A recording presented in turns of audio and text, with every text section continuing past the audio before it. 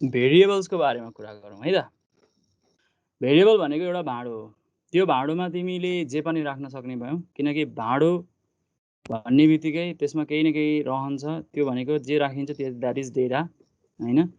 जस्तो हामीले दैनिक जीवनमा प्रयोग गर्ने गरेको छौँ, चिनी राख्ने भाँडो हुन्छ हाम्रो, त्यो चिनी राख्ने भाँडो भेरिएबल हो। नुन राख्ने भाँडो हुन्छ, त्यो भेरिएबल हो। तिमीले त्यसरी नै तिमी कलेज आउँदा किताब बोकेर आउँछौ झोलामा, त्यो झोला भाँडो हो।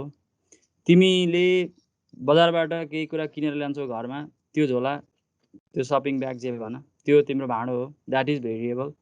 भेरिएबल भनेको के हो भन्ने कुरा सिधा जनरल वेमा कन्टेनर भनेर बुझ्दा सबभन्दा राम्रो हुन्छ। अब तिमी भेरिएबलको प्रयोग किन गर्छौ, म यसको सबैभन्दा राम्रो एक्जाम्पल दिन्छु। तिमीलाई बजारबाट तरकारी किनेर झोला किन चाहिन्छ घर जानलाई? तरकारी हातमा झुन्ड्याउँदै गयो हुन्छ त? जाँदैनौ त? किन झोला चाहिएको तिमीलाई? तरकारी झोलामा किन हालेको? मासु पसलमा गएर मासु दिनु त 1 केजी भनेर हातमा हाल्दिन नि, अझैलीमा भइहाल्छ म लिएर जान्छु भन्छौ र? भन्दैनौ नि। तिमीले झोला माग्छौ नि, झोलामा हालिदिनु भन्छौ नि, अझ झोला पनि 2टा हालिदिनु भन्छौ। चिनी किन्न जाँदा पनि त्यसै गर्छौ हैन र? भनेको तिमीले जुन कन्टेन्ट, जुन डेटा तिमी अक्वायर गर्दैछौ, जुन डेटा तिमी एक्विजिसन गर्दैछौ, त्यो डेटालाई तिमीले राख्नको लागि तिमी भेरिएबलको प्रयोग गर्छौ। That is container. किन प्रयोग गर्ने भन्दाखेरि, र त्यो कन्टेन्ट किन राखेको भन्दाखेरि चाहिँ इज अफ युज हो के। त्यसलाई युज गर्न सजिलो भयो नि त। तिमीलाई चिनी बोकेर हिँड्न सजिलो भयो। तिमीले किताब झोलामा बोकेर आउँदा तिमीलाई सजिलो भयो कलेजमा। तिमीले एक एकवटा किताब हातमा बोकेर आउनु परेन नि त हैन। तिमीले घरमा पनि चिनी राख्ने बट्टा छुट्याएको हुन्छौ, हरेकचोटि चिनी किनेर ल्याएपछि त्यही बट्टामा खनाउँछौ। तिमीले नुन किनेर ल्याएको हुन्छौ, त्यो नुन तिमीले त्यही बट्टामा खनाउँछौ। चिनीको भाँडो र नुनको भाँडो तिमीले छुट्याएको हुन्छौ। चिनीको भाँडोमा नुन कहिले खनाउँदैनौ, नुनको भाँडोमा चिनी कहिले खनाउँदैनौ। सरफ राख्ने भाँडोमा तिमी नुन राख्दैनौ, नुन राख्ने भाँडोमा सरफ राख्दैनौ। त्यो तिमीले सेपरेट नै गराएको हुन्छौ। रियल लाइफमा पनि गरिरहेको छौ। यसको अर्थ कन्टेनर तिमीसँग डिफ्रेन्ट टाइप अफ कन्टेनर हुन्छ। तर बजारमा किनेर ल्याउने बेलामा त कन्टेनरको टाइप डिफाइन हुँदैन है। फेरि जब तिमीले त्यो कन्टेनरलाई घरमा लिएर आउँछौ अनि मात्रै त्यो डिफाइन हुन्छ। भन्न खोज्दा मैले जनरल भाषामै कुरा गरिरहेको छु, भेरिएबलको कुरा गर्दैछु। प्रोग्रामिङ ल्याङ्ग्वेजमा म अहिले यही कुरालाई जोड्छु। तिमीले बजारमा कुनै एउटा बाल्टी किनेर ल्याउँछौ भने त्यो बाल्टी भनेको चाहिँ घरमा आएपछि त्यो बाल्टी टोयलेटको बाल्टी हुनसक्छ, अथवा त्यो बाल्टी दुध दुने बाल्टी हुनसक्छ, अथवा दुध राख्ने बाल्टी हुनसक्छ, अथवा त्यो बाल्टी तिम्रो पानी राख्ने बाल्टी हुनसक्छ, अथवा तिमीले त्यो बाल्टीमा तिमीले चामल पनि राख्न सक्छौ, त्यो बाल्टीमा आलु पनि राख्न सक्छौ। त्यो तिम्रो आफ्नो किसिमको इम्प्लिमेन्टेसन हो। तर त्यो जुन म्यानुफ्याक्चरर हुन्छ जसले बाल्टी बनाइरहेछ, उसले सोचेको हुँदैन कि यो बाल्टी चाहिँ अब के को लागि प्रयोग हुन्छ भनेर सोचे हुँदैन। जेनरल पर्पजको बाल्टीहरूको कुरा गर्दैछु है। अब फेरि स्पेसिफिक भाँडाहरू पनि पाइन्छन्, जस्तो कि डस्टबिन भनेर छुट्टै पाइन्छ हैन, कस्टमाइज नै हुन्छ, डस्टबिनकै लागि भनेर बनाइएको हुन्छ। डस्टबिनमै हामी चाहिँ अब पानी फेरि राख्दैनौँ हैन। ती कुराहरू हामीलाई थाहा छ हैन। यो चाहिँ कन्टेनरको कन्सेप्ट मैले बुझाएँ। भेरिएबल भनेको के हो तिमीलाई थाहा भयो, भेरिएबल किन युज गर्ने भन्ने कुरा बुझ्यौ। यदि तिमीले भेरिएबलको प्रयोग योभन्दा अगाडि गरेको छौ भने अब तिमी आफै याद गर भेरिएबलले के गर्दो रहेछ भन्ने कुरा। अब अर्को कुरा, भेरिएबल प्रयोग गर्नुको अर्को मेन फाइदा भनेको रियुज गर्न सकिन्छ। कुनै पनि एक्सप्रेसनमा आउने हो भने, जस्तो म्याथमेटिकल एक्सप्रेसनको कुरा गर्छु, सपोज मैले एउटा एक्स भन्ने भेरिएबल बनाएको छु, यसमा मैले 56 भन्ने भ्यालु राखेको छु भने, सपोज मैले y इक्वल्स टु मैले यस्तो लेखेको छु 45 लेखेको छु, र z भनेको मैले लेखेको छु सपोज कुनै भ्यालु 34 राखेको छु। अब मैले के गरेँ नि, a भन्ने एउटा भेरिएबलमा मैले के लेख्दैछु भने x plus y plus z लेख्दैछु हैन। मैले 3टा भ्यालु जोड्दैछु र अझै एक्सप्रेसन लेख्दै के गएको छु नि, b भन्ने भेरिएबल भनेको चाहिँ मेरो a प्लस x हो, म यसरी भन्दैछु। र अर्को c भन्ने भेरिएबल बनाएको छु, त्यो चाहिँ मेरो भ्यालु भनेको के हो, b प्लस a हो सपोज है। हो भने यस्तो बेलामा हामीले यसको भ्यालु, यो भ्यालु लेख्दाखेरि यो भ्यालु कति हुन्छ भनेर लेख्नु पर्यो। यदि मैले भेरिएबल प्रयोग नगरी भने कसरी लेख्न सक्छु हेर। यो a भनेको चाहिँ कति हुन्छ यहाँ हेर त, x plus y plus z भनेको 56 प्लस 45 प्लस 34 म यसरी लेख्न सक्छु हैन। त्यो a पनि लेख्दिनँ म यो हैन, यो यसरी लेख्न सकिने भयो। यो भ्यालु भनेको यति हुन्छ, पहिलो भ्यालु यति कति हो भन्ने कुरा। भ्यालु मात्रै लेख्ने हो भने, भेरिएबल युज नगर्ने हो भने, भेरिएबलको फाइदा देखाउन खोज्दैछु तिमीलाई। अर्को भनेको b equals to a plus x छ। a प्लस x भनेको a को भ्यालु कति हुने भयो, जोड त यहाँ a भनेको त x plus y plus z हो, 3टा जोड्दाखेरि a हुन्छ। कति भयो यहाँ 34 र 56 जोड्दाखेरि 60 30 90 भयो, 90 र 45 कति भयो 135 भयो, यो 135 भयो। प्लस त्यसमा x को भ्यालु जोड्नु पर्यो, x कति छ यहाँ 56 छ। यो भ्यालु भनेको तिमीले लेखेको दोस्रो स्टेटमेन्ट, त्यो भनेको b लेख्न खोजे। c ले के क्याल्कुलेट गराछ, b प्लस a क्याल्कुलेट गराछ। a भनेको हामीले अघि भर्खर क्याल्कुलेट गरेको थियौँ, कति निकालेको थियौँ, a को भ्यालु 135।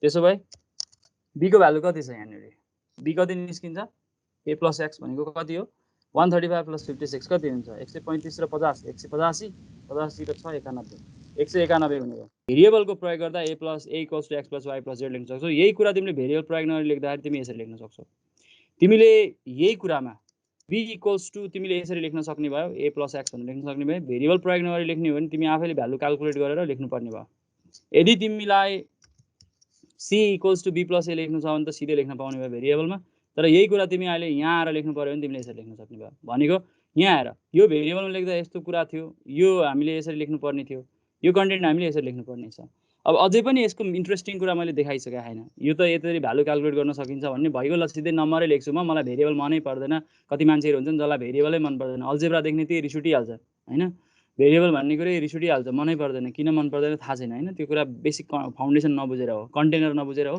रियल लाइफको कुरा नबुझेर हो आफ्नो घरमा पनि म भाँडो युज गरिरहेको छु भन्ने कुरा नबुझेर हो भेरिएबल मन नपर्नु भनेको चाहिँ अब यो केसमा हो सपोज मैले यहाँ 56 लेख्नु पर्ने थिएन के खासमा गल्ती गरेछु क्या मैले यहाँनिर अर्काको कुरा सुन्दाखेरि मैले गल्ती गरेछु खास यहाँ 16 लेख्नु पर्ने रहेछ क्या हेर त एउटा 16 लेखेको भरमा यो चेन्ज भएको 56 को ठाउँमा मेरो 16 भएकै भरमा पहिले यहाँ 56 थियो अहिले 16 भयो अब हेर त मेरो एक्सप्रेसन सबै डामाडोल हुन्छ यो एक्सप्रेसनमा त केही डामाडोल हुँदैन र यो एक्सप्रेसन त जस्ता जस्तै ठिक छ मैले केही गर्नै पर्दैन नो चेन्ज यसमा त ठिक छ तर हेर त तल्लोमा आएर हेर त यो मेरो एक्सप्रेसन सबै बर्बाद हुन्छ यो बिग्रिन्छ यो कामै लाग्दैन यो एक्सप्रेसनले काम गर्दैन अब किनकि मैले अघि चाहेको जुन भ्यालु थियो त्यो भ्यालु त्यसमा आउँदैन मैले यसमा के लेख्नु पर्छ अब x plus y plus z लेख्दाखेरि त कति लेख्नु पर्यो 16 प्लस के लेख्नु पर्यो y भने चेन्ज कहाँ गर्नुपर्छ हेर 45 प्लस 34 लेख्नु पर्ने भयो अब हेर दोस्रो एक्सप्रेसन लेख्दा कति लेख्नु पर्ने भयो अब 135 लेख्न पाइयो पाइएन कति लेख्नु पर्यो 34 र 16 जोड्दा 50 हुन्छ यो 95 हुन्छ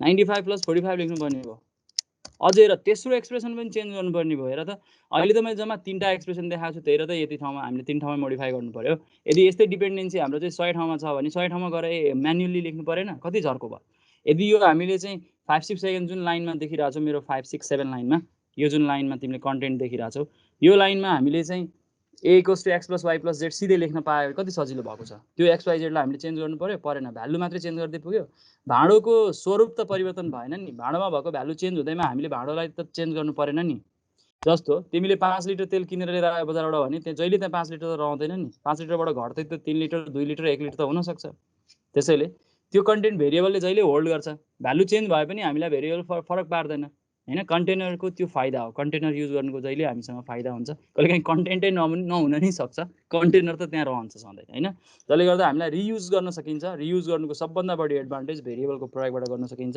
अब हेर त यो तेस्रो केसमा आउँदा मैले कति लेख्नुपर्छ 135 त लेख्न पाइनँ मैले 95 लेख्नुपर्ने हुन्छ अनि मैले b को भ्यालु कति आएको छ अघि भर्खर जोडेर हेर त त्यहाँ 9 4 13 140 हुने भयो हेर त मैले तीनटै ठाउँमा मेरो स्टेटमेन्ट चेन्ज गर्नुपर्ने हुन्छ यसरी मैले तीनै ठाउँमा मैले स्टेटमेन्ट चेन्ज गर्नुपर्छ भन्ने कुरा हामीले यो यसरी लेख्नु राम्रो कि यो लेख्नु राम्रो तिमी आफै डिसाइड गर है integer string float double character okay हामीसँग भएको डेटा टाइप यही हो हामीले हरेक किसिमको डेटाको लागि हामीसँग डिफ्रेन्ट भेरिएबल नै बनाउनु पर्छ सी ल्याङ्ग्वेजको एउटा रिस्ट्रिक्सन पनि हो भन्न खोजा यहाँ चाहिँ हामीले जुन टाइपको डेटा राख्ने हो त्यही टाइपको भेरिएबल हामीले बनाउनै पर्छ सी ल्याङ्ग्वेजमा हामीले पहिले भेरिएबल बनाएनौँ भने केही औचित्य छैन हामीले त्यो भेरिएबल प्रयोग गर्नै पाउँदैनौँ भन्न खोजा रियल लाइफमा यो कुरा मिल्छ तिमीले बजारबाट चिनी राख्ने बट्टा नकिनिकन चिनी त घरमा राख्न सकेनौ बट्टा त चाहियो पहिले तिमीले खुत्रुके नकिनिकन खुत्रुकेमा पैसा त छिराउन सक्दैनौ त्यसैले तिमीले पहिले खुत्रुके त एक्विजिसन गर्नु पर्यो भनेको खुत्रुके एउटा भेरिएबल हो त्यो भेरिएबल त तिमीसँग हुनु पर्यो अनि न त्यसमा त भण्डार गर्न सक्छौ हैन तिमीले प्रेसर कुकर किन्नु पर्यो अनि न त्यसमा दाल पकाउन सक्छौ त्यसैले तिमीसँग पहिले भाँडो हुनु पर्यो भनेको सबैभन्दा सुरुमा तिमीले भाँडो बनाउनु पर्छ सी ल्याङ्ग्वेजमा यसको अर्थ कुन टाइपको डेटा राख्छु भन्ने कुरा पनि तिमीलाई थाहा हुनुपर्छ है यहाँ चाहिँ अब सी ल्याङ्ग्वेजको रिस्ट्रिक्सन हो है अर्को यो तिमीले कुन टाइपको डेटा राख्ने हो त्यही टाइपको भाँडो बनाउनु पर्छ तिमीले नम्बर राख्ने हो भने होल नम्बर राख्ने हो भने इन्टिजर टाइपको भेरिएबल बनाउनु पर्छ तिमीले यदि कलेक्सन अफ क्यारेक्टर राख्ने हो भने स्ट्रिङ भेरिएबल बनाउनु पर्छ तिमीले यदि रियल नम्बर्सहरु राख्ने हो भने फ्र्याक्सनल नम्बर इरेशनल नम्बर र्याशनल नम्बर राख्ने हो भने तिमीले फ्लोट अथवा डबल भन्ने भेरिएबल बनाउनु पर्छ अब क्यारेक्टर भनेको सिंगल इन्टिटीहरु स्टोर गर्नु छ भने जस्तो कि एउटा a भन्ने क्यारेक्टर अथवा 1 भन्ने एउटा क्यारेक्टर 7 भन्ने क्यारेक्टर @ भन्ने क्यारेक्टर अथवा जे हुन सक्छ त्यो क्यारेक्टर स्टोर गर्नु छ भने तिमी क्यारेक्टर भेरिएबलको प्रयोग गर्छौ हाम्रो सिन्ट्याक्स चाहिँ यस्तो हुन्छ है डेटा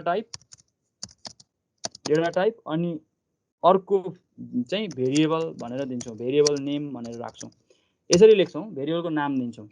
अब मैले लेख्दाखेरि के लेख्नु पर्छ त डेटा टाइपको ठाउँमा? डेटा टाइपमा म के लेख्न पाउँछु भन्दाखेरि इन्टिजर टाइपको डेटा हो भने चाहिँ मैले लेख्नुपर्छ आइएनटी, इन्टिजर टाइपको डेटा हो भने है आइएनटी।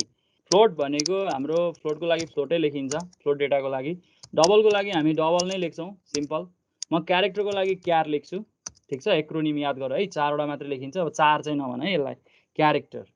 अब स्ट्रिङको कुरा गरौँ। स्ट्रिङ लेख्नु छ भने चाहिँ हामी क्यार भन्ने नै किवर्ड युज गर्छौँ। कस्तो रमाइलो छ, दुईटैमा हामी क्यार किवर्डै युज गर्छौँ। हामीले युज गर्ने किवर्ड चाहिँ क्यार नै हो। अब फरक कहाँ पर्छ भन्दाखेरि भेरिएबल बनाउने बेलामा फरक पर्छ। मैले ए भन्ने एउटा भेरिएबल बनाएँ इन्टिजर टाइपको हैन, मैले बी भन्ने एउटा भेरिएबल बनाएँ फ्लोट टाइपको, ठिक छ। मैले सी भन्ने भेरिएबल बनाएँ डबल टाइपको, मैले डी भन्ने भेरिएबल बनाएँ क्यारेक्टर टाइपको। अब स्ट्रिङ डेटा बनाउला, क्यारेक्टर र स्ट्रिङ डेटा मैले ई भन्ने भेरिएबल बनाएँ। अब यसरी बनाउँदाखेरि त यो स्ट्रिङ हो कि क्यारेक्टर हो त भन्नै गाह्रो भयो हैन।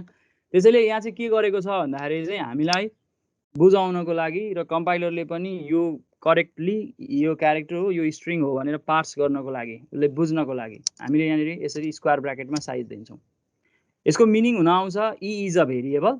ई भन्ने जुन भेरिएबल छ त्यो भेरिएबलमा चाहिँ 20वटासम्म क्यारेक्टर स्टोर गर्न मिल्छ भने हो, भनेको कलेक्सन अफ क्यारेक्टर्स भन्ने कुरा बुझाउँछ त्यसले। यो कुरालाई बुझ्नलाई एउटा प्रोग्राम लेखौँ। यो प्रोग्राममा हामीले भेरिएबल बनाउँछौँ, सबै टाइपको भेरिएबल बनाउँछौँ र तिनीहरूको भ्यालु डिस्प्ले गरेर हेर्छौँ। हामीले डेटा टाइप चिनेकै छौँ, आज हामी भेरिएबलको मात्रै कुरा गर्दैछौँ। भेरिएबल्स कसरी हामी भेरिएबलमा भ्यालु असाइन गर्छौँ अनि ती भेरिएबल्सहरूमा हामी डिस्प्ले कसरी गर्छौँ प्रिन्टएफको प्रयोग गरेर हामी त्यो कुरा हेर्न खोज्दैछौँ।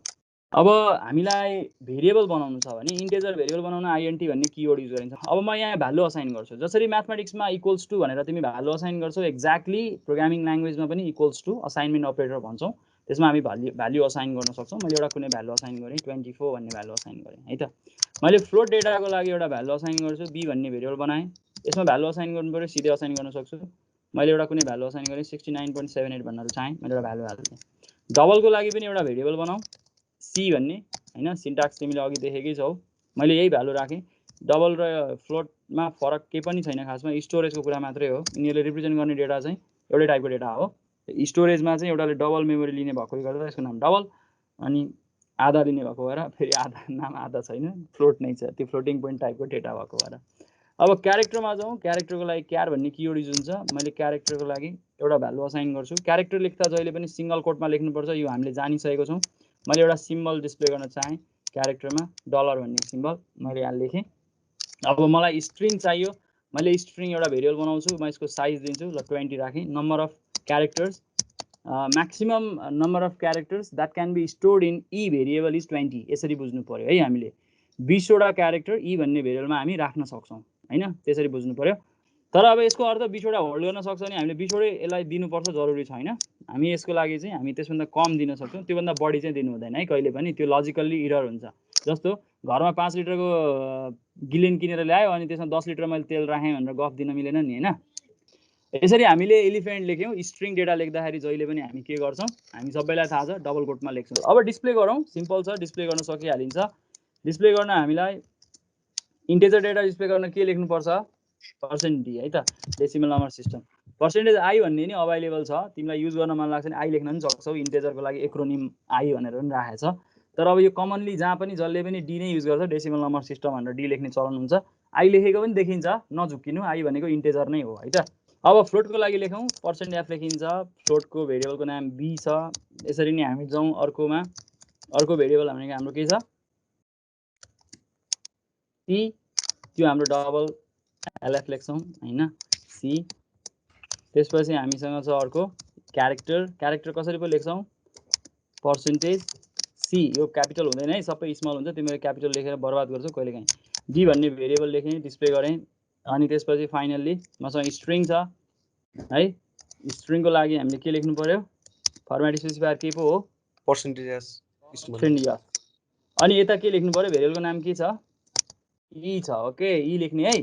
कसै कसैले चाहिँ यो ठाउँमा के गर्छ भन्दाखेरि E20 लेख्छ, त्यो गल्ती भयो। कसै कसैलाई चाहिँ ई अनि यसरी स्क्वायर ब्र्याकेट मात्रै पनि राख्छ, यो गलत हुन्छ, याद गर्नु है यस्तो कुरा, यो लेख्न पाइँदैन है त, यो हाम्रो लागि गलत हो। मैले यो गलत हो भनेर तिमीलाई देखाउन खोजेको, यस्तो लेख्न पाइँदैन है, यो किसिमको, यो याद गर्नु।